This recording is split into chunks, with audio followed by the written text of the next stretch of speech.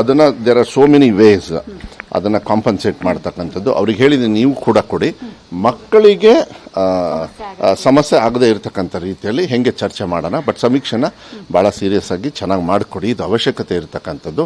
ಆಮೇಲೆ it's an independent body, ಅದು ಕೇಳಿದಾಗ ನಾವು ಸಹಕಾರ ಮಾಡಬೇಕಾಗತ್ತೆ. ಆಯಿತು, ಈಗ ಇದೆಲ್ಲದೂ ಕೂಡ ಫಸ್ಟ್ ಇನಿಷಿಯಲ್ ಹೊಲಸಾಗಿದೆ ಬೊಮ್ಮಾಯಿಯವರಿದ್ದಾಗ. ನೀವು ಕರೆಕ್ಟಾಗಿ ಅದಕ್ಕೆ ನೋಡಿ, ನೀವು ಅದೆಲ್ಲ ಕೇಳೋದೇ ಇಲ್ಲ, ಅದು ಕೇಳಬೇಕು. ಇನ್ನೂ ಡೀಟೇಲ್ಸಿಗೆ ಬೇಕಾದ್ರೆ ಹೋಗ್ಬೋದು. ಕೆಲವು ಸಮಾಜಕ್ಕೆ 4.5 ಕೊಟ್ಟಿದ್ದಾರೆ, ಈಗ ಸ್ಟ್ರೈಕ್ ಮಾಡ್ತಾ ಇದ್ದಾರೆ ಯಾವುದೋ ಒಂದು ಸಮಾಜ, ನಾನು ಹೇಳೋದಿಲ್ಲ.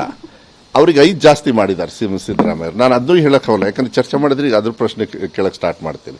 ಬೇಡ, ಇದು ಅವಶ್ಯಕತೆ ಇದೆ. ನಾನು ರಾಜ್ಯದ ಜನರಿಗೆ ಮನವಿಯನ್ನು ಮಾಡ್ತೀನಿ, ಕೈ ಮುಗಿದು ಇದನ್ನು ಉಪಯೋಗ ಮಾಡ್ಕೊಳ್ಳೋಣ. ನಮ್ಮ ವ್ಯವಸ್ಥೆಯನ್ನು ಸಮಾನತೆಗೆ ತರ್ತಕ್ಕಂಥ ವ್ಯವಸ್ಥೆಯನ್ನು ಏನು ಮನೆ ಸಿದ್ದರಾಮಯ್ಯ ಅವರು ತಗೊಂಡಿದ್ದಾರೆ, ದಯವಿಟ್ಟು ಮಾಡಬೇಕು. BJP ಅವ್ರಿಗೆ ಕೆಟ್ಟ ಬುದ್ಧಿ ಬಿದ್ದರೆ ಇನ್ನೇನೂ ಇಲ್ಲ.